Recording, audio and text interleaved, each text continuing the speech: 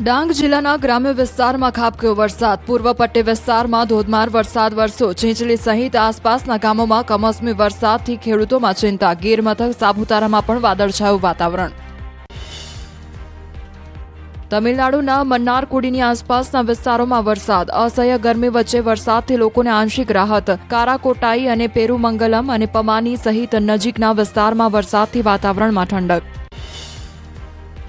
સૌરાષ્ટ્ર કચ્છમાં 7 દિવસ હીટવેવની આગાહી. પોરબંદરમાં ઓરેન્જ અને 4 જિલ્લામાં યલો એલર્ટ. કચ્છ, જૂનાગઢ, રાજકોટ અને ગીર સોમનાથમાં યલો એલર્ટ. રાજ્યમાં ત્રેવડી ઋતુની હવામાન વિભાગે આગાહી કરી. 4 દિવસમાં હીટવેવ, માવઠું અને કાતિલા ઠંડા પવનો ફૂંકાવાની આગાહી. થંડરસ્ટોર્મ એક્ટિવિટી સાથે સામાન્ય વરસાદ પડશે. નેપાળના કાઠમંડુમાં પ્રદૂષણમાં સતત વધારો. કાઠમંડુનો એક્યુઆઈ ખરાબ શ્રેણીમાં પહોંચ્યો. કાઠમંડુ શહેર પ્રદૂષણની ચાદરમાં લપેટાયું. એક્યુઆઈ એરના રેકોર્ડ મુજબ હવા પ્રદૂષણમાં વધારો યથાવત.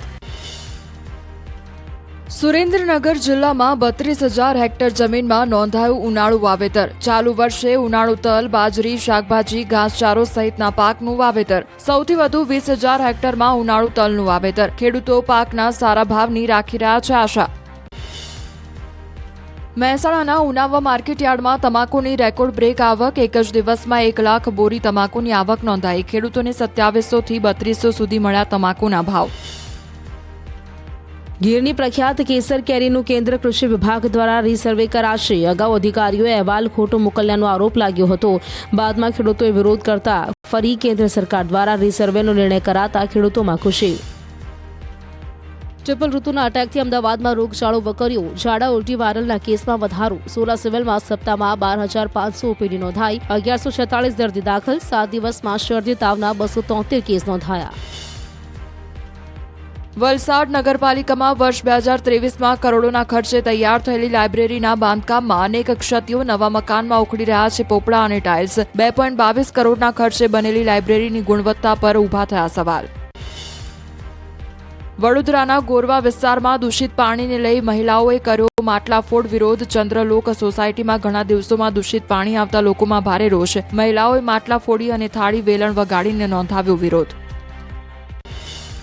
દૂષિત પાણી આવતા સ્થાનિકો બહારથી પાણી ખરીદવા મજબૂર. વિરોધના પગલે અધિકારીઓ થયા દોડતા. સુપર સકર મશીનથી ચોકઅપ ડ્રેનેજ લાઇન સાફ કરાવી. 2 દિવસમાં ચોખ્ખું પાણી આપવાની ખાતરી આપી. દ્વારકાના પોશિત્રા ગામમાં જમીનના ચોપડા ગાયબ થતા ખેડૂતો મુશ્કેલીમાં મુકાયા. પંચાયતમાં રેકોર્ડના ચોપડા. 32 વર્ષથી ગાયબ જમીનને લગતા કામકાજ કરવામાં મુશ્કેલી. દ્વારકા પ્રાંત કચેરીએ આવેદનપત્ર પાઠવ્યું. નિરાકરણ નહીં આવે તો આંદોલનની ચીમકી ઉચ્ચારી.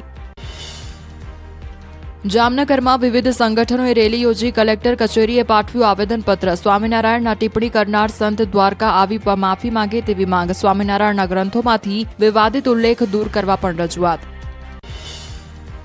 નવસારીમાં ધારાગીરીના ગ્રીન ઝોનમાં હંગામી પાંજરાપોળ બનાવવા તજવીજ. મનપાની કામગીરી સામે ધારાગીરીની ખેડૂતોએ નોંધાવ્યો વિરોધ. નવસારી ગ્રામ્ય મામલતદાર અને ટીડીઓએ સ્થળ તપાસ કરી ખેડૂતોની રજૂઆત સાંભળી.